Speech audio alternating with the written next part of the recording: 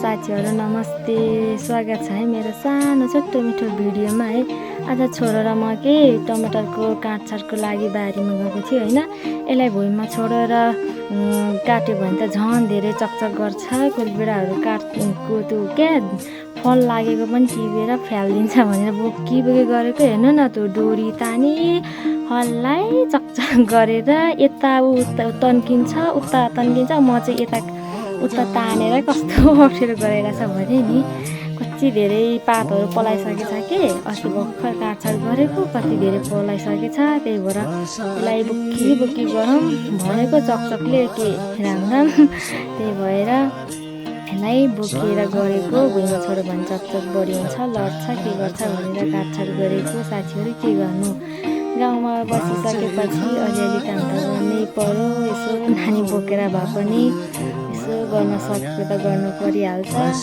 के गर्नु, गाउँमा बसिसकेपछि अब त्यस्तै हो, दुःख छ नि हो साथीहरू, के गर्नु। त्यही भएर म चाहिँ छोरो बोकी टमाटरको पात काट्दैछु कि टमाटरमा पात काटेको के गर्नु होइन, रोग लागिसकेछ कि हाम्रो टमाटरमा त।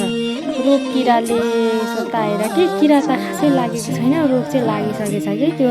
अब यो बर्खाको सिजनमा त्यस्तै हो कि अब वरिपरि यो घारीघुरी छ। अब त्यो माथिबाट टनेला पनि लगाइएको छैन कि, अब टनेला अहिले आएकै छैन। त्यही भएर टनेला नलगाएर पनि खासमा यस्तो भएको कि अब धेरै अब रोग किराले आक्रमण गर्छ अरे नि त। अब यहाँ माथि टनेला नभएपछि अलिक धेरै अब टनेला लगाइसकेपछि त अलिक कम मात्रामै हुन्छ नि त। त्यही भएर हो, अब वरिपरि नि घारीघुरी छ कि। अब हाम्रो उँभो पनि मकै, उता पनि मकै, यता पनि मकै छ। हाम्रो चाहिँ बिचमा टमाटर लगाइदिएको कि यसपालि यसो लगाउँ न भनेर लगाइदिएको। रोग किराले सताएर के गर्नु, गाह्रो छ। बिसारी हिजो कि अस्ति हिजो होइन अस्तिको दिन छर्किदिएको थिएँ कि मैले।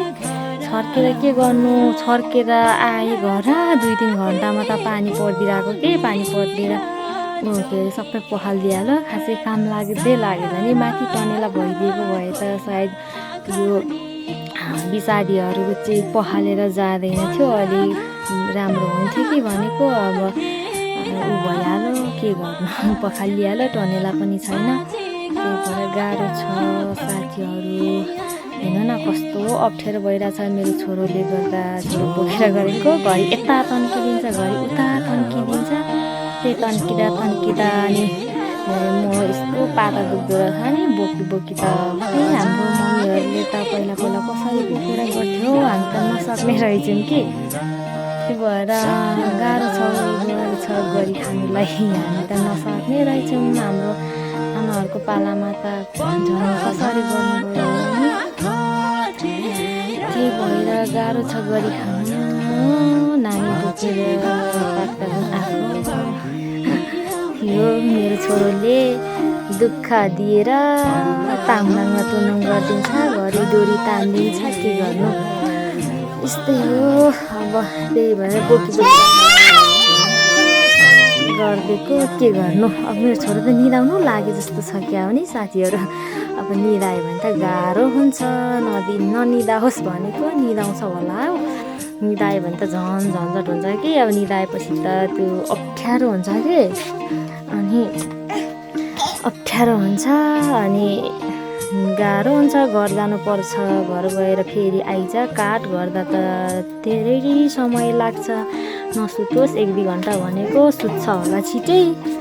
त्यही भएर अब चाहिँ खै सुत्यो भने त गाह्रो हुन्छ काम गर्नुलाई। कि घर नजिकै भइदिएको हुन्थ्यो भनेको। मेरो छोरो त निदाए जस्तो छ, तुनुक्क परिरहेछ। सुत्यो भने त गाह्रो हुन्छ। अब सुत्यो भने त घर लिएर जाने, अनि सुताउने, अनि फेरि आउने, अनि रुखो सुन्दै काट्ने, रोएपछि फेरि दौडिँदै घर जानु पर्ला भनेर सोचिरहेको छु क्या म चाहिँ। अब घर जाने होला भनेर सोच्दैछु, के गर्नु भन्दै काटिरहेको छु क्या। अब मेरो छोरो त निदाएर हेर्नु त यस्तो लुङ्गा भनेछ। अब चाहिँ घर जानु पर्यो।